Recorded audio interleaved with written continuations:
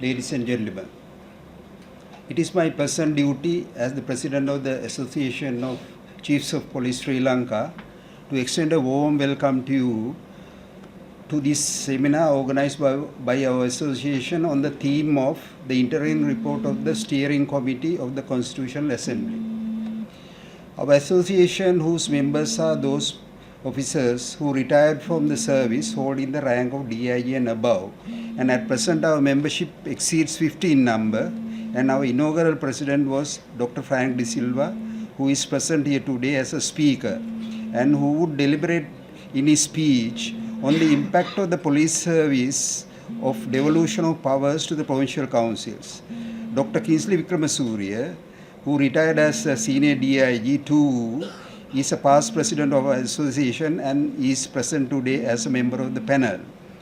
You may wonder why we chose the subject of constitutional reforms as the theme of today's seminar. The objectives of our association requires its members to address issues on policy and direct determination of policy for the enhancement of police service to the people. The proposal submitted by the steering committee includes devolution of police powers to the provincial councils. And we fear that such devolution will dismantle the unitary police model that is functioning well in this small country and would subvert the maintenance of law and order in this country. The police ordinance was designed for the unitary state, and it is proposed to enact a new police ordinance to facilitate the devolution of police powers.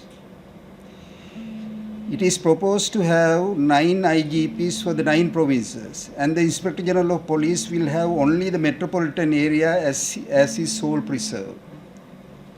There will be 9 similar police commissions, and as with the IGP, the National Police Commission will be only a caricature of its former self. I am sure Dr. Frank De Silva, who at present is a member of the National Police Commission, will tender his resignation if the interim report recommendations sees the light of day. Proposed changes will stipulate recruitment on a provincial basis, and the result would be that an officer will not be transferred outside the province even on disciplinary grounds, because transfers outside the provinces for people who have been recruited from that province will not be permitted. That is one of the proposals.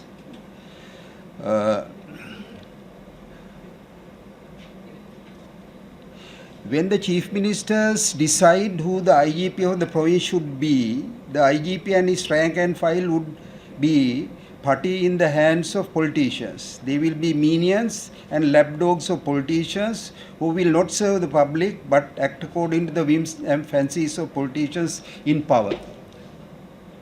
This will sound the death knell to the maintenance of law and order irretrievably. There will be interprovincial wars between provincial police forces culminating in their decimation. The horrendous truth and forecast is this, and that is why we want the country to reject the proposals made to devolve police powers.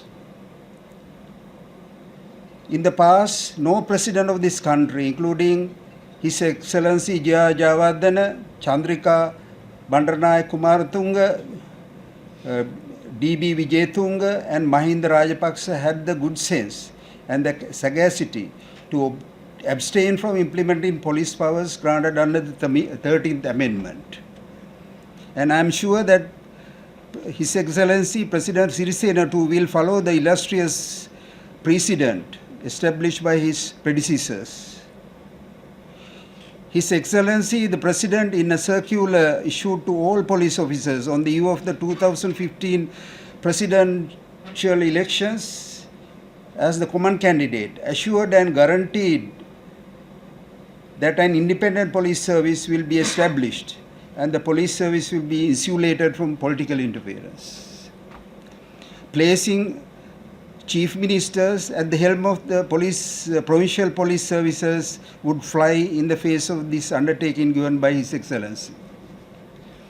Therefore, ladies and gentlemen, exercise in semantics by promising unitary status and granting effective powers to the provinces is unacceptable.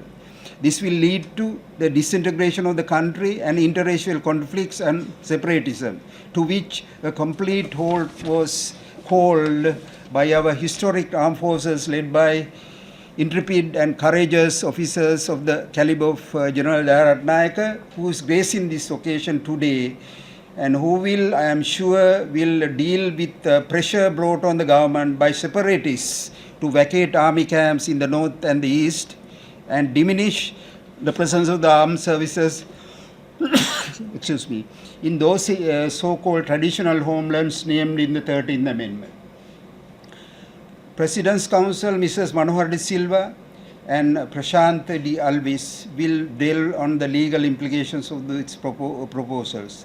They are legal luminaries of unparalleled experience and will enlighten you on the deceitful and intriguing motives and implications behind some of the proposals of the steering committee.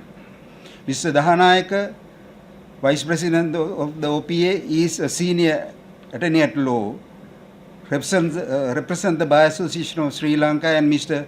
Givindu Karunaratne, who is a descendant of that great, illustrious and magnificent nationalist Munidasa Kumaratunga, follows the footsteps of his ancestor and has been in the forefront of media campaign to thwart the pernicious designs of separatists, whose designs have been incorporated in the steering committee recommendations. Thank you, ladies and gentlemen. Your presence here today signifies the concerns of all our citizens for the well-being and survival of a nation, irrespective of whether you are for or against the proposals of the steering committee.